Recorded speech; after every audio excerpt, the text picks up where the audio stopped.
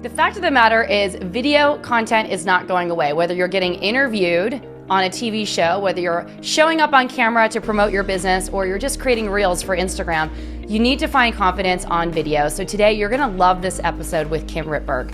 She's a brand strategist, a consultant, and an on-camera coach, and she has worked for amazing brands like Netflix, People, Pop Sugar, and Us Weekly, amongst many more. In fact, before this episode aired, Kim reached out to me and told me that she was pulling up some old press and saw that we were both featured in a Women's Wear Daily article back in like 2006 or 7, which I thought was super fun. So Kim is a wealth of knowledge, and I'm going to dive in just a minute. Before I do, I would love for you to subscribe to this channel. Make sure that you like this video if you've enjoyed the content, and then comment and share your biggest takeaway at the end. All right, let's dive in to this episode with Kim Rittberg.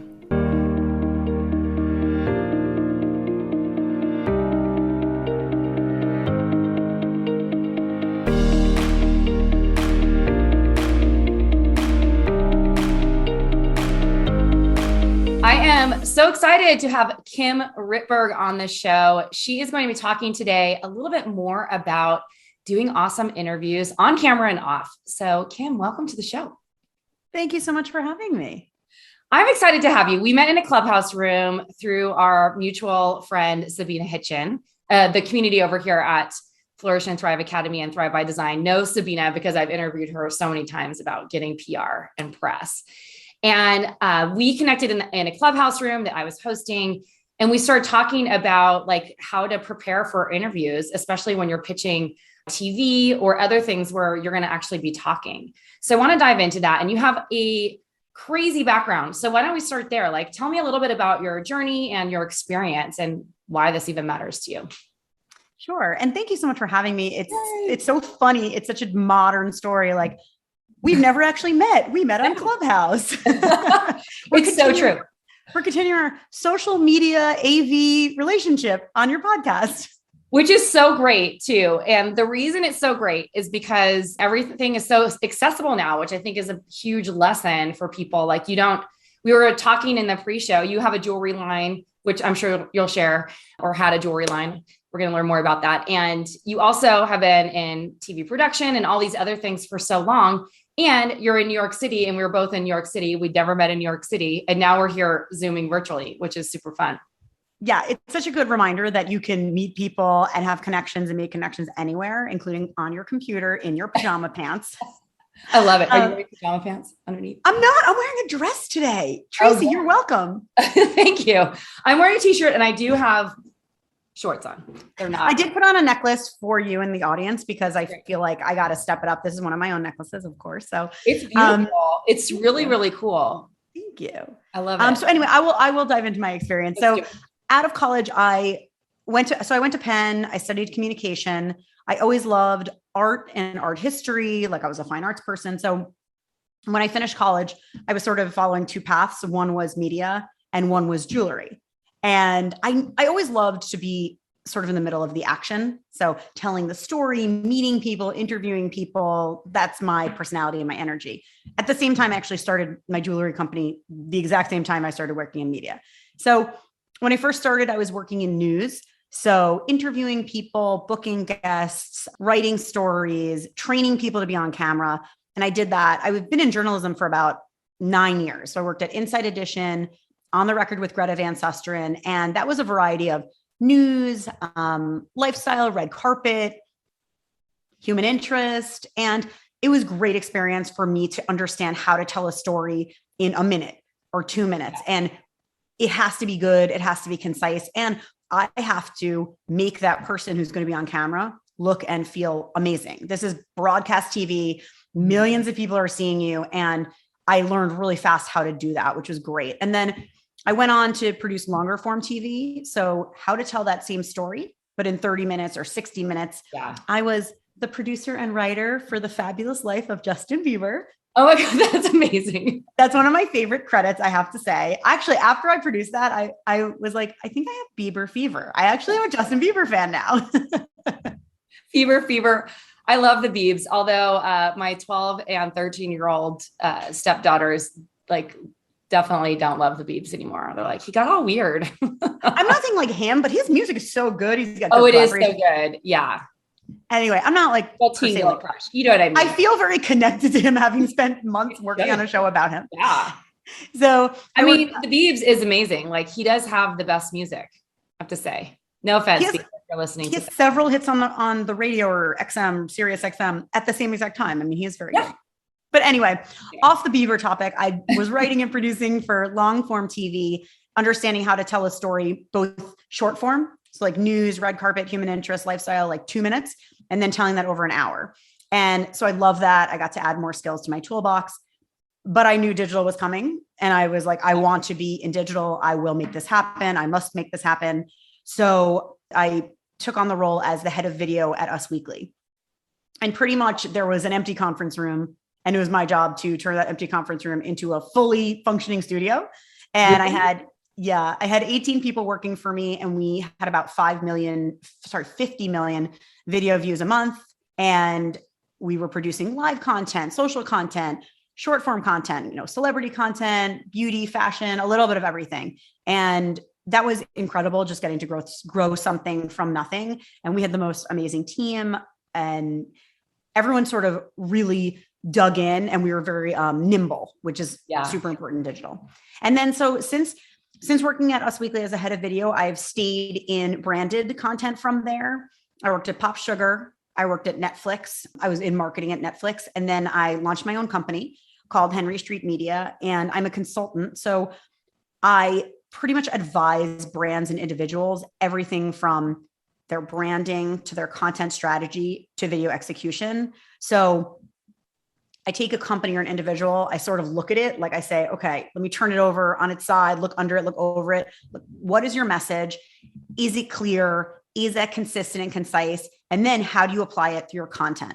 So it's not just video, but it's video, photos, articles, everything, podcasts. So how are you getting your message across, and is it coming off clear and strong? And are you putting out the best message you can for your brand?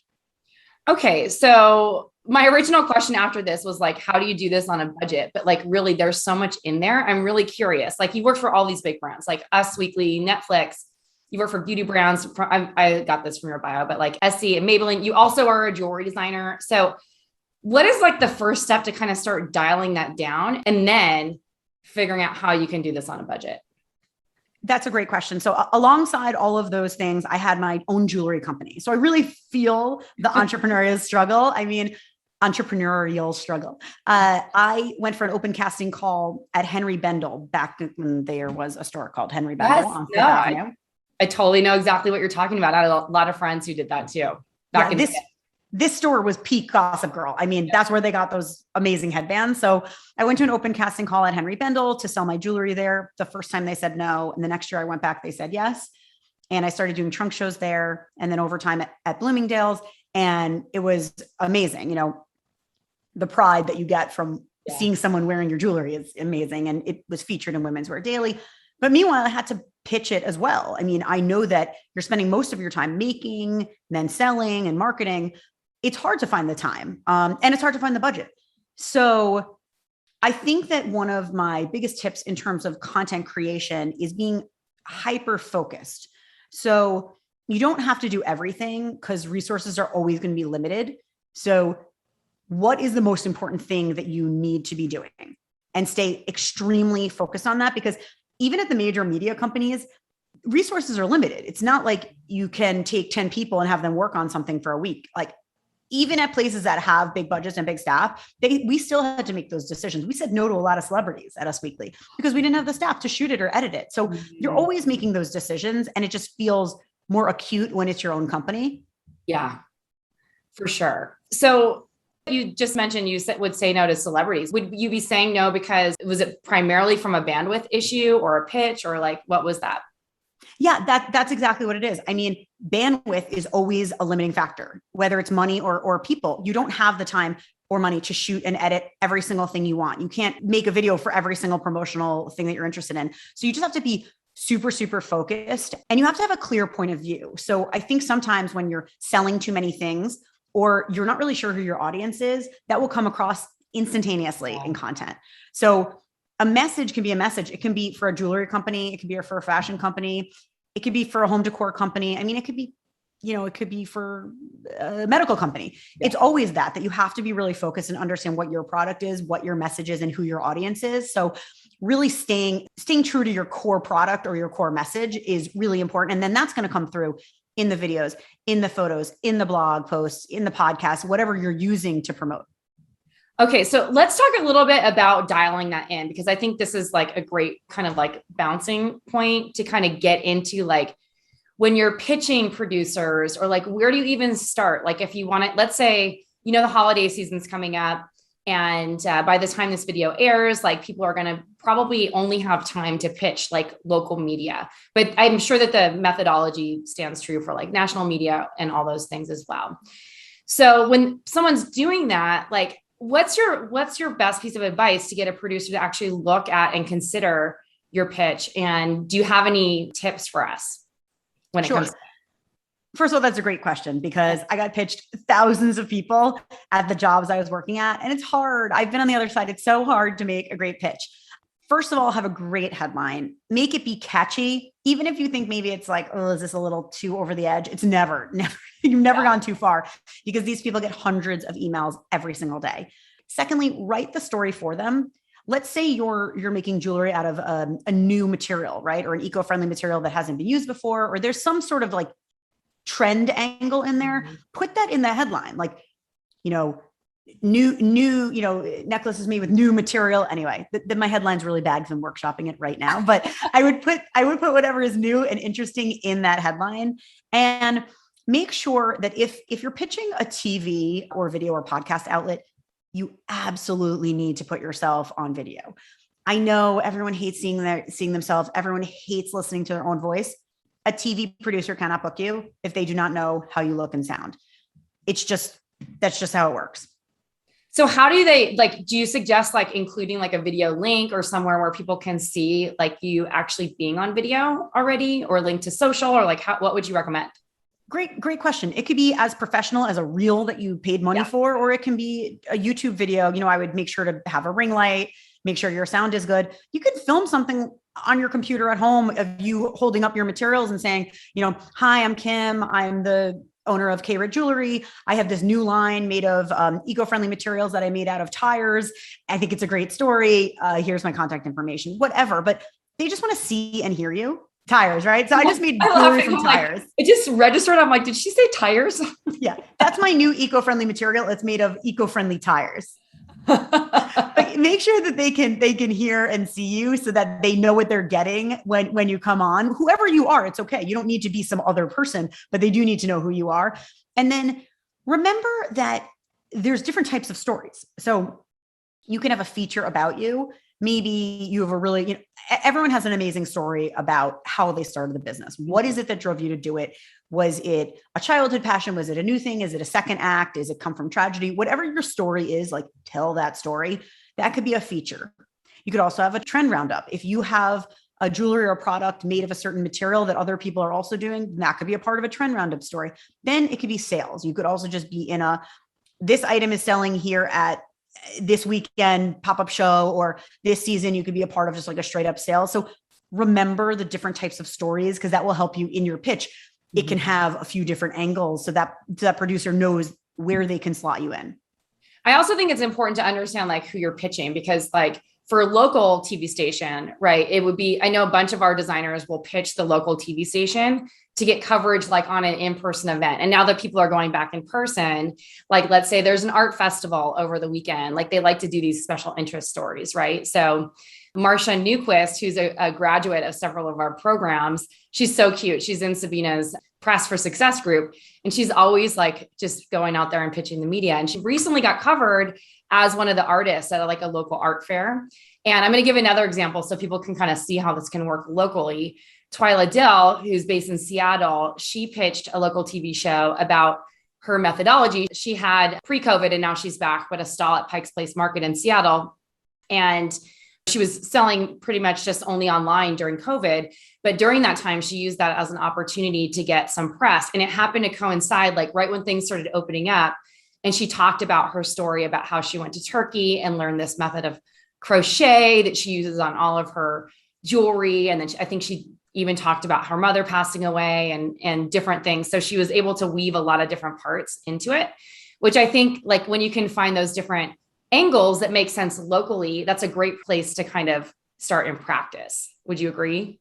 Definitely 100%. And I think that, supporting local boutiques or supporting local artisans, people like that. People want to participate. So they're more interested in your story. I had pitched when I was running my jewelry company I live in New York City, and we pitched the Daily News, and our angle was the open casting call, the American Idol of jewelry designers. And I got like a half-page write-up in the New York Daily News for that, because I was up at 5 a.m. and my mom kept me company. And, it was a cool story that there's a line wrapping around Fifth Avenue and they see thousands of people and only a few get picked. So I thought about it as a human interest story, as a feature story. And then second to that, I have the story of like what inspired my jewelry. And so in a different feature, when I was written up for Women's Wear Daily, it was, this is her asymmetrical line. She was inspired from her year-long backpacking trip around the world. So I made sure to have bits about me for other angles, the background story, and then the sort of coming up story for business. So yes, exactly. For local media, it's great to be tapping into the network, to be sharing and connecting with other people. That's really important. Also, I think like, I just want to really drive this home because holiday season's coming up. Like you have huge opportunities to like, if you're participating in a multi-artist show or you're selling in a store, you guys can like come together and pitch as like collaboratively as different designers and create a feature too. I think this is something where it takes kind of the pressure off of you being like the only feature, or also making it about like the local neighborhood. I personally think that right now, like every person who's listening to this show should be pitching their local TV station, especially if you're doing stuff in person, because people are just so excited that things are opening up.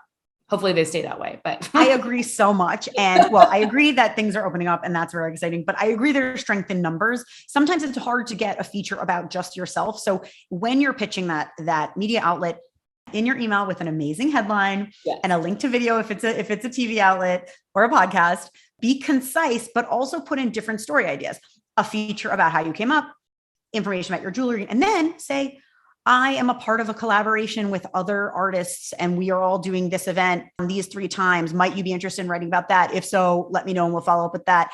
Give the different options so that that producer or writer knows the options they have to tell your story. Because if you only give them one angle and it doesn't work, it's sort of kind of dead in the water. So would you recommend like 3 per pitch, or like, do you do one at a time, or like, how would you do that? No, I definitely recommend 3. And I recommend sort of as bullets. And I'm also going to pop in another tip here. It better look good, especially if you're in an aesthetic area, right? You're selling your jewelry or you're selling a product. That email has to look good. It shouldn't have typos.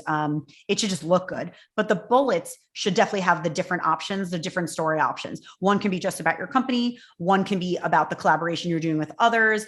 One can be more of a sales thing. Like, let's say you have like something more sales or roundup-y, whereas the other pitch is about you and your background. So give them a few different options, but make it clear and still don't make it too long, because people, they don't really have time. Maybe they don't have attention, keep it concise. So I've done this before. I pitched and got on a TV show in DC once, and we gave 3 different storylines. And then each of the storylines had we said, if you're interested in one of these, let me know and we'll follow up with what we'll talk about. So there was a follow-up, and then I went through and said, I can talk about this and this and this, which I think is important. So how would you recommend someone figuring that out in advance, creating a running list of things that you can talk about, or how do you structure that, or how did you like to be pitched for those kinds of things? Sure. I'm also going to recommend to everybody that you should always keep learning, take classes, be nimble, hire someone to help you with PR, even if it's not an agency. Take a PR course. Like our friend Sabina runs a PR course for small businesses. Keep learning, because the first time you do it is hard. And if you don't work in media, it is hard to know how to format it. So you should be sort of educating yourself through online classes about how to do this. You're always getting better. Your pitch next year is going to look better than this year. Your pitch in 2 years is going to look even better. So don't be harsh on yourself, but do keep learning. You should be taking some sort of course to not course. It could be a course, or it could be read articles, figure out how to format it. So if you do have interest from them, then you'll be sort of hammering down the details of what sort of segment or article they're going to be writing. And if you didn't hear back, I think you can follow up and say, oh, I didn't hear back from you, wondering if any of these piqued your curiosity, or do you have time for a phone call, or some sort of follow-up that has a sort of action-oriented thing. If they are booking you, make sure to ask questions so you fully understand how long are you going to be on for? Are you with other people? This is more for TV or video or podcast. Are you alone or are you with other people? How long will the interview be? What's going to be the angle? And if it's an article, I think that's a little easier, but you still want to know in advance what the questions are going to be so you can prep and feel really confident going into it. So when you're doing this, like when I did this TV segment a couple of years ago, I've been on a couple of TV segments, but this one in particular that I was doing in DC, it was like, I had 3 minutes. It seemed like forever on air, but it also is not very long. Like you don't have time to get that many words out of your mouth. So like, how do you prepare for this? I mean, we're sitting here just riffing on a 30-minute podcast interview, but. Well, you think we're riffing, Tracy, but actually I prepared for this podcast. Okay, so that's a good lesson to people. So if someone sounds like they're riffing, but they're making sense, it means they prepared. So first of all, I think that the things that I always recommend to people is over prepare. So then when you're on, you seem really natural. If you didn't prepare, you're going to be like, blah, blah, blah, blah, blah, lots of ums, lots of uhs. You don't want that, obviously. So I have a couple of tips. When you land a podcast or a TV feature, one, get your message and your sound bites under wraps. If you don't even know your message for your company, or you don't have your branding down pat, you have to stop. You have to really work on that. That's something I do with every client. They are like, I want to make video. I was like, no. Way before we make a video, I need to understand your company. Do you understand your company? Do you understand your audience? Do you understand your market? Do you understand your message? Because if you don't, your content is going to be all over the place. Someone's going to come to you and they're not going to understand who you are and what you're doing, and they're not going to know what they can get from you. Or maybe they'll buy once, but they're not going to be a repeat customer. So you really want to understand your message and get your sound bites. Then you should be able to say that in your sleep. Like you should wake up saying your story. So those are the top things, is like message and sound bites. Get it so down pat that you wake up saying it. And then if you sound surprised, like by a question, then you didn't prepare enough. You should have all of your questions written out, practice your answers. So prepare. And then when you're on camera, I'm just going to jump to when you actually are on camera. Think more about how you're explaining or teaching someone else. I find that gets your mindset out of the, how does my hair look? How does my lipstick look? Am I too awkward? Are my hands weird? Just think about the fact, like, I'm actually teaching someone something, or I'm actually informing someone, or I'm actually entertaining someone. It's going to make you less self-conscious. And then my last tip is to relax, which is like, oh, just relax. But relax means find your own way to relax. So for me, I play a little bit of like Blondie or Joan Jett, and I'll like sing and dance like before I do something, because it makes me feel more natural. If I'm sitting in my room, like reading my sound bites or doing work, and I'm cold, and then I turn on my video, I'm going to sound so robotic, because like your vocal cords aren't warmed up and your brain is not warmed up. Yeah. So that's a good point. And also I feel like too, it's like practice, up until the day before, but don't be like trying to cram it all in like the morning of. Totally. Do not cram. Practice 2 days before, get your sound bites ready. Practice the day before, get your sound bites ready. The hour before, do not be practicing. You're going to be totally in your head. Like the truth is, you just have to be a really confident version of you. You don't have to be someone else. You just have to be you, but know your story. And my last tip is be compassionate. Yeah. Everyone hates their own voice. Everyone hates watching themselves. I mean, I consult with some people that they are very successful entrepreneurs, CEOs, lawyers, realtors, who are just confident and engaging and well-spoken. They all hate being on video. So just remember that everyone hates it. Remember that all you need to do is be a little bit better than last time. You're never going to be perfect. We're never going to be perfect. None of us. So if you can watch it and say, that was better than last time. I look forward to growing by improving on these 2 things. But yay, good for me, pat myself on the back. So that's like the most important thing. If you did the prep and you came on and you kind of had fun in the interview, then you're doing a great job. Yeah. And that's what it should be. This should be like an opportunity for you to have fun, get your message out there, not like be so stressed. And like when it's over, it's over. And then you can use it to kind of share and promote. Now, I mean, these are all really great tips. And I'm going to throw a little bit. Thank you so much. Thank you so much. I did a lot of preparation. I want to, not only thank you for coming on the show, but also so, I mean, obviously this is awesome to prepare for video content for being interviewed by someone else, but how can you really translate this into other types of video content that you're doing for your own brand? Because I feel like there is a direct correlation. Absolutely. So one of the things, we are so lucky today to have social media. You are in control of your own promotion. You have the best tool to practice being better on camera in your pocket, right? You have this. Yes. So you have a phone, right? You have a phone in your pocket. You can practice anywhere, anytime. More importantly than practicing just for media interviews, because those are going to come few and far between, is creating your own content. So get just even the basic technology. You don't really need anything. It could be a selfie stick. Start making content, start showing up on camera, and start bringing people into your journey. They are going to connect more with you as a brand when they know your story, when they know who you are, that maybe you have a great sense of humor. Maybe you're sort of serious. Maybe you're sort of like however you are, just bring people in to get to know you, because that's going to really help you grow a lot. So yeah, so from all the social channels, sort of figure out which is going to be your main 1 or 2 social channels.